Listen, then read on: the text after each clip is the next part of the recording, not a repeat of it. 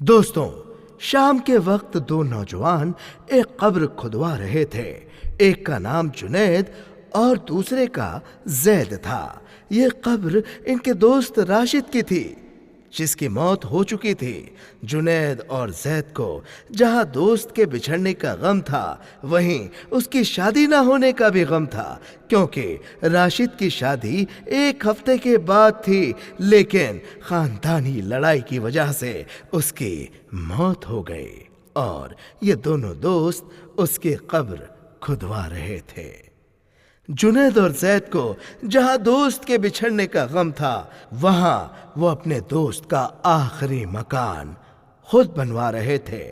قبر کھودنے والے نے اپنا کام پورا کیا اور کہا کہ قبر کا کام پورا ہو چکا ہے، میں سامنے اپنی جھوپڑی میں جا رہا ہوں، جب تمہارے دوست کی میت آ جائے تو مجھے آواز دے دینا۔ دوستوں، جنید نے گھر پر فون ملایا اور پوچھا کہ میت کو قبرستان لانے میں کتنی دیر ہے۔ دوسری طرف سے جواب سن کر وہ پریشان ہوا اور رونے لگا، کیونکہ جنازہ آنے میں کچھ دیر اور لگنے والی تھی۔ شام ڈھلنے جا رہی تھی اور قبرستان میں اندھیرا بھی چھانے لگا تھا۔ جنازے میں ابھی کچھ وقت اور لگنے والا تھا۔ جنید نے زید کو دیکھا تو زید اپنی ہی سوچ میں گم تھا۔ جنید نے زید کو آواز دی تو زید چونک گیا اور کہنے لگا کہ رات کے وقت یہ قبرستان کتنا خوفناک منظر پیش کرتا ہے۔ اگر کمزور دل والا زندہ انسان بھی رات میں یہاں آ جائے تو وہ خوف کے مارے ہی مر جائے گا۔ میں تو یہ سوچ رہا ہوں کہ مردوں کا کیا حال ہوتا ہوگا، اور ابھی ہمارا دوست بھی ہماری آنکھوں کے سامنے اس قبر میں ہمیشہ ہمیشہ کے لیے چلا جائے گا۔ دونوں کے درمیان یہ بات ابھی چل ہی رہی تھی کہ زید کے فون کی گھنٹی بجی اور وہ ایک دم سے ڈر گیا۔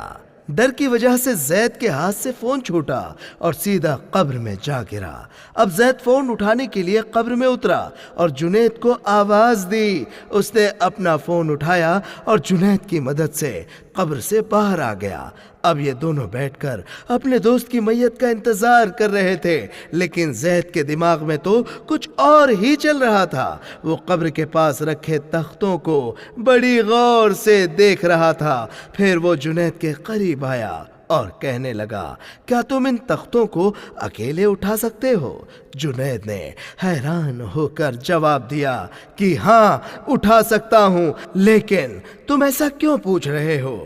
تو زید کہنے لگا کہ میں تھوڑی دیر کے لیے راشد کی قبر میں جاؤں گا اور تم اوپر سے یہ تختے رکھ دینا۔ میں دیکھنا چاہتا ہوں کہ قبر کے اندر انسان کے ساتھ کیا ہوتا ہے، اور جب قبر بند ہو جاتی ہے تو پھر اندر کا ماحول کیسا ہوتا ہے۔ جنید پہلے تو ڈرا اور زید کو ڈانٹنے لگا، یہ بہت برا کام ہے جس کی اجازت ہمارا دین نہیں دیتا ہے، لہٰذا تم اس حرکت سے باز آ جاؤ اور اس خیال کو اپنے دماغ سے نکال دو۔ زید نے کہا کہ میں تھوڑی دیر کی ہی تو بات کر رہا ہوں، تم قبر بند کر دینا، میں تھوڑی ویڈیو بنا لوں گا اور تمہیں میسج کروں گا، تو تم قبر کھول دینا، میں قبر سے باہر آ جاؤں گا اور پھر تم سے کوئی ضد نہیں کروں گا۔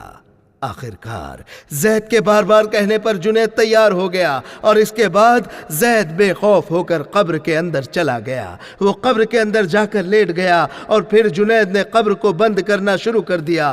جنید نے جب قبر بند کر دی تو وہ وہیں بیٹھ گیا اور ڈر کی وجہ سے وہ بہت بری طرح سے ڈرا ہوا تھا۔ دوستوں، پھر کچھ دیر بعد جنید نے میسج کیا کہ کیا اب میں تمہاری قبر کھول دوں، لیکن زید کی طرف سے کوئی جواب نہیں آیا۔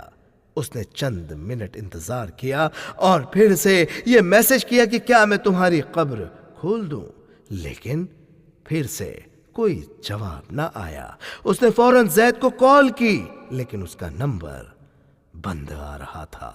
جنید ڈر گیا تھا اور اس نے فوراً قبر کھولنا شروع کر دی، لیکن یہ کیا ہے، وہ قبر کے اوپر رکھے تختوں کو اٹھا نہیں پا رہا تھا۔ اسے سمجھ نہیں آ رہا تھا کہ آخر ماجرا کیا ہے۔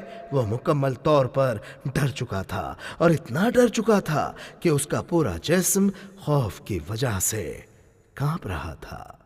دوستوں، اس نے بھاگ کر قبرستان میں کام کرنے والے آدمی کو بلایا تو اس نے کہا کہ کیا تمہارے دوست کا جنازہ آ گیا ہے؟ جنید نے کہا تم میرے ساتھ چلو۔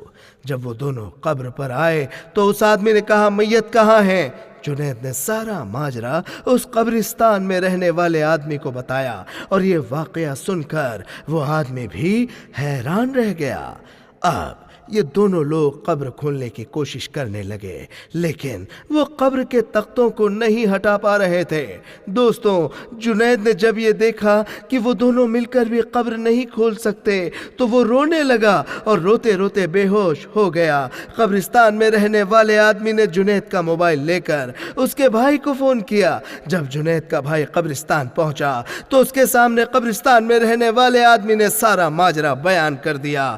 جنید کے بھائی نے بھی قبر کھولنے کی کوشش کی لیکن وہ بھی کامیاب نہ ہو سکا۔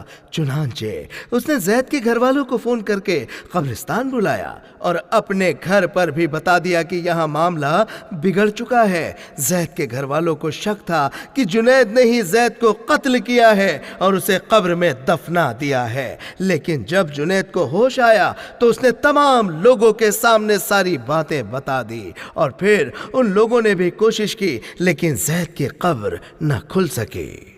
وہ اپنے موبائل فون کے ساتھ ہی قبر میں دفن ہو گیا اور پھر صحیح طرح سے اس کی قبر بنا دی گئی۔ اب جنید خود کو اپنے دوست کا قاتل سمجھنے لگا اور زید کی باتیں جنید کے کانوں میں گونجنے لگی۔ وہ آہستہ آہستہ اپنے دماغ کو کھوتا چلا گیا اور اب اس کی منزل پاگل خانے کا ایک چھوٹا سا کمرہ تھی۔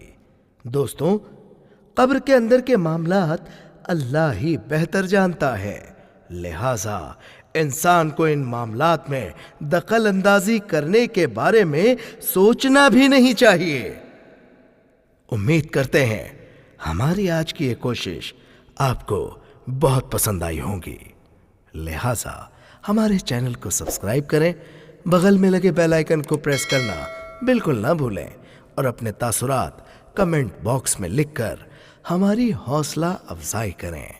اپنا خیال رکھیں، ہمیں دعاؤں میں یاد رکھیں۔ اللہ حافظ۔